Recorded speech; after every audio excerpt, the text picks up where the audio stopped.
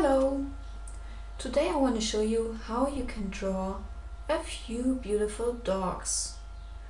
First of all, I like to draw, for example, the skeleton of a dog or read the Wikipedia article on dogs and so on. Maybe even the specific dog race that I'm drawing to get to know the subject a little better. In this case, I get to know the skeletal structure of a dog very well. This helps a great deal, especially it's advisable to beginners to see what they are drawing first before they start, and to get to know the character of the being they are drawing a little better. This drawing is made with brown ink, if you're interested, and was mainly done without any sketch or anything, so it's maybe not the closest thing to a dog skeleton that is there, but it's still pretty close. Okay, let's get started with a few dog sketches. It's a great thing to do for art students, just to sketch a few dogs to get your hand a little bit more experienced with the subject. There are 160 dog races, I think, that are bred internationally, and well, you can't know how to draw them all. That's why you have to get a little more experience about in drawing animals in general. That's why I'm drawing a few dogs here, just to get my hand relaxed and, yeah, get to know my subject a little better.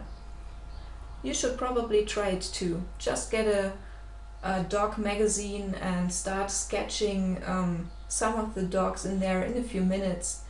Don't hang around there too long. It's just about getting a relaxed hand attitude to your dogs and a little practice, of course.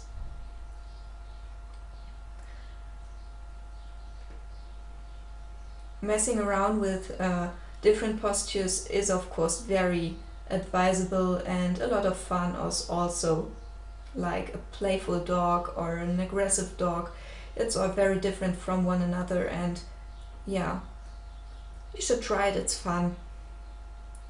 Okay, a dog face is very easily done. You just draw a circle and put the snout on that, and then add the eyes and the ears, and that's it. It's all very simple, in sketches at least. Okay, let's get to the first dog. It's some kind of golden retriever, I think.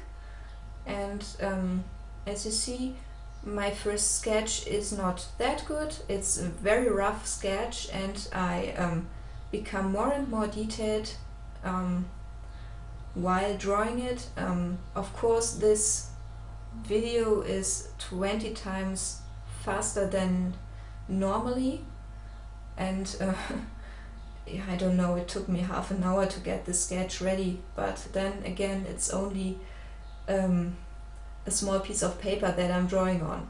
I'm spending a tremendous amount of time on my sketches so that they are very stable and round and well done before I start drawing with the charcoal. For a simple reason, I don't have it's no fun to shade when the face, for example, is just wrong. Then shading is no fun if you have to get the face right again while shading. That's just unnerving. That's why I like very much to get my sketches done very, very good before starting shading. Okay, as you see, I drew the eye at first. That's for a simple fact. I like to see the life in my pictures. The eye, of course, is always a thing that brings a great deal of life into the face of a being, also in the face of a dog. For the rest of his face and body, I just work from left to right because I'm a right-handed person and I don't like to smear my charcoal with my hand accidentally. That's just an unnerving thing to do and can easily be avoided by just drawing from left to right. This golden retriever, or whatever it is, has a rather long hair, rather long fur. That's why I use rather long strokes, of course, with the charcoal pencil. And after that I use the paper, the tortillon, you call it, for blending the fur nice and easily, so I don't have to use the charcoal for every single hair. It's much softer if you just draw a few lines, a few strokes with a charcoal pencil, and after that just blend easily with the tortillon. Okay, and the retriever is finished.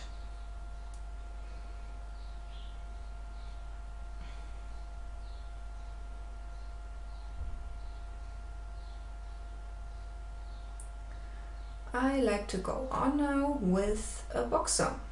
A boxer has rather short hair, that's why I use short strokes for the fur.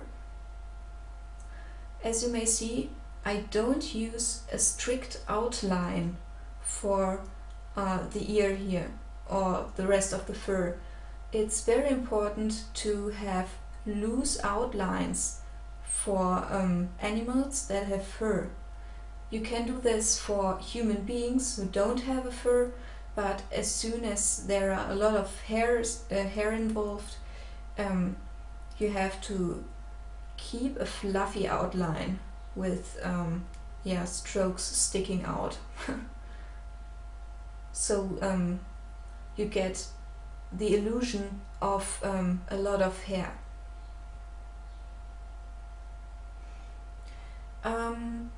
This dog is some kind of a drawing adventure because he's not unicolored like the retriever was. He's got two colors in his fur. One is brown, middle brown I think, and the other is white. And of course when you draw rather dark fur, you just shade easily and normally and blend the rest for this silky fur effect. But when you draw white fur, you can't put too many charcoal strokes on it. That's why you just use your tortillon instead. That is still a little bit dirty from using it before, and use the rest of the charcoal on the white fur, and you can easily create a fur structure, or better the illusion of fur, with that on even a white fur.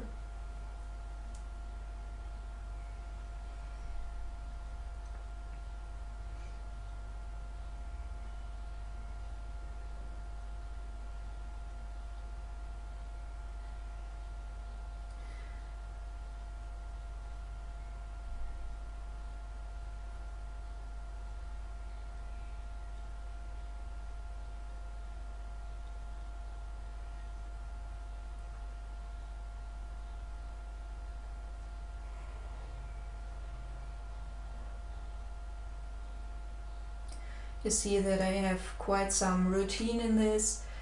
First I do the charcoal strokes in an adequate length and charcoal tone. After that I use the tortillon, and after that sometimes I set slide acid accents with the kneadable eraser, with which I just dip off the charcoal that was just too much.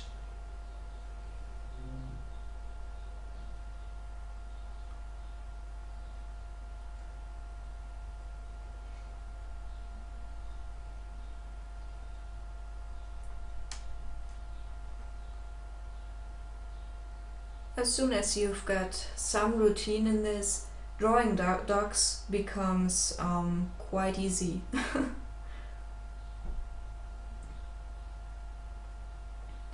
And of course, as soon as you can draw dogs, you can draw all furred animals out there. This dog is a puppy. I don't know which race he is, but he's got long hair again. That's why I use long strokes again.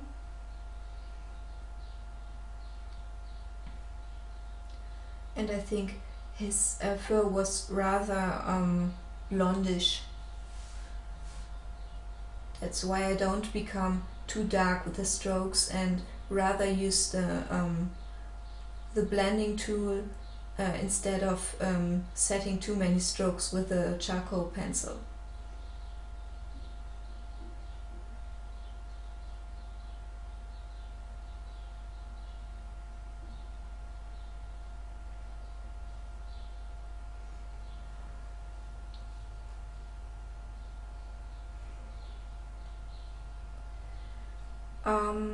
Of course, I have also a written tutorial to this video which will inform you about all the things I forgot to mention while speaking this, and you can look it up either on my website or on Squidoo, I think,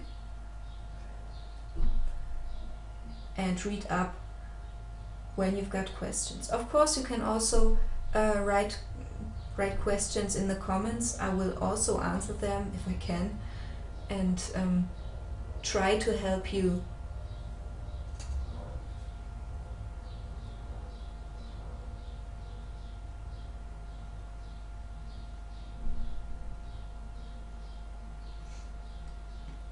Also, this drawing is coming to an end, and I want to thank you for watching this, and I hope you liked it and were able to learn quite a lot from it.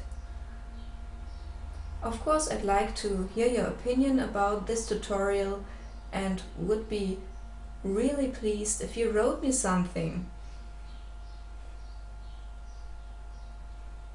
Thank you very much for having a look at my tutorial.